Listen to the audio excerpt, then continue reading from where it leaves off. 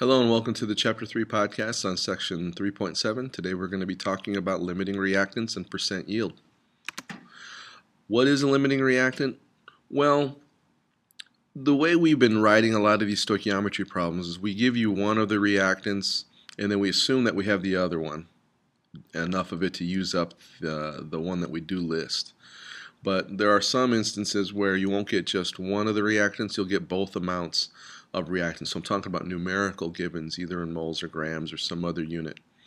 Often in these cases, you're going to have a situation where one is consumed before the other one gets used up. So the one that gets completely consumed is the limiting reactant, and the other one that does not get consumed all the way is the excess reactant.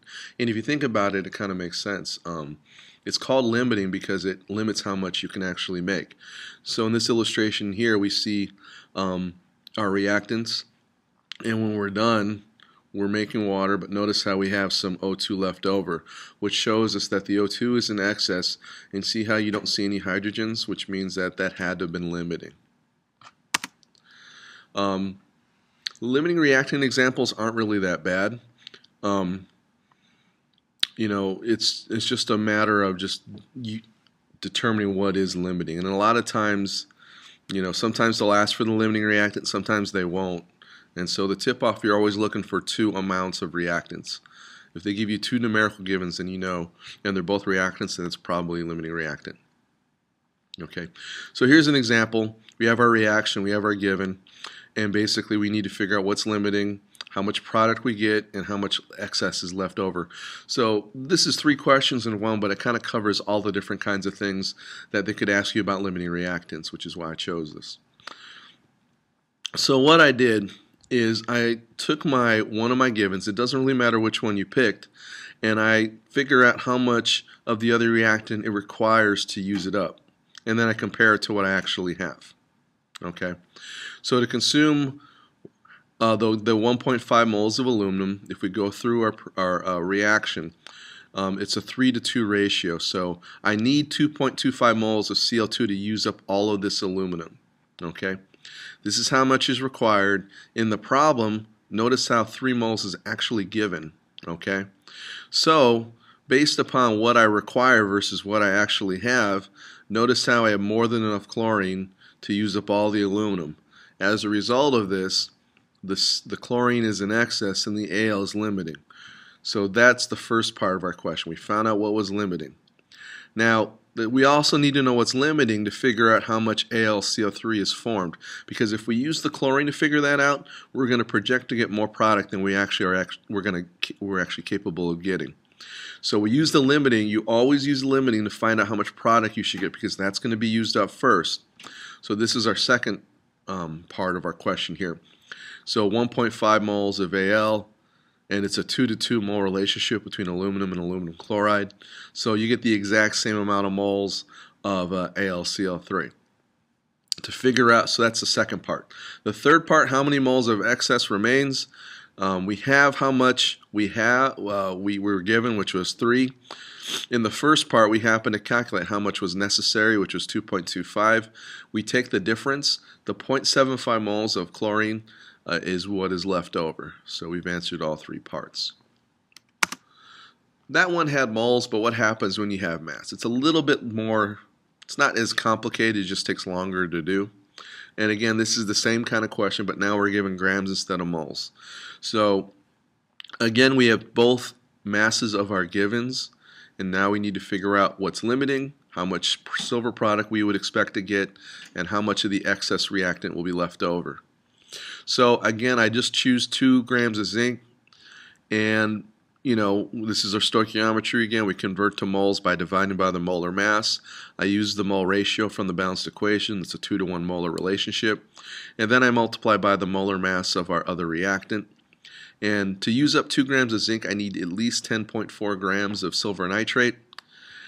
So this is how much I need. I only have 2.5 grams of silver nitrate. So here's an example where the other thing, the AgNO3, is limiting and the zinc is in excess. Okay, so now we've done the first question. We know what's limiting. We're going to use the limiting in order to figure out how much of the silver we can actually get. So we convert our grams into moles again. It's a 2-to-2 molar relationship based upon the balanced equation. We multiply by the molar mass of silver, and we get a little bit over 1.5 grams of silver formed. So that answers the second question. The third question, how much excess will be left over? We have to figure out how much of the zinc we actually used. So again, we do another stoichiometry problem again. So we have our 2.5 grams. We multiply by 1 mole over the molar mass of silver nitrate. The balanced equation relationship, a 1 to 2 molar relationship, and then we multiply by the molar mass of zinc. So we use a little less than half of a gram of zinc, and then we subtract that from 2, which was the original amount of zinc, and this is the amount left over. Okay. We're going to do a lot of these in class together, and hopefully when you're done with all this, it'll make a lot of sense. With respect to other kinds of stoichiometry problems, one other one that's useful to have are yield calculations. If you think about it, theoretical yields are basically what you would expect to get under ideal conditions, the maximum amount we would hope to get. Everything we've been calculating more or less has been a theoretical yield. However, that doesn't always match what happens in the lab. Sometimes we get side reactions, sometimes we make mistakes in measuring and other things that can affect how much product we expect to get. So the theoretical yield is what you calculate to get. The actual yield is what happens when you really perform the experiment. The actual yield is always less. You'll never get a greater, more than 100% yield. It's just impossible. And here are some reasons why that might be. But what we're going to use a lot of times is something known as percent yield. Percent yield is basically a ratio of the actual to the theoretical yield times 100%. And it gives us an idea of how well we perform the reaction, or how well our experimental technique relates to how much we would expect to get. And depending upon the reaction and what kind of product and what techniques we're using to obtain it, the percent could be related to, it could be really good or really bad, and we can reflect that on technique. And a lot of times in college in your lab courses, your TAs will use theoretical yields to grade your experiments. So how do we actually do this? So again, it's a lot like a typical stoichiometry problem. Again, there are two givens, just like for limiting reactant, but the second given number is always one of the products in a percent yield problem, so always keep that in mind. In this case, we're going to have to calculate the theoretical yield of iron. So we start with our given, our 150 grams of iron. It's 1 mole over 100, the molar mass right here. This second ratio again comes from the balanced equation relating our iron 3 oxide to our iron product, and then we multiply by the molar mass of iron. So we find that we get 105 grams of iron in terms of the theoretical yield. The actual yield was 87.9, so we need to calculate the percent yield. So we divide 87.9 by 105, multiply times 100%, and we see that we got an 83.7% yield. And again, we'll be doing some more of these in class, and hopefully it'll become easy for you.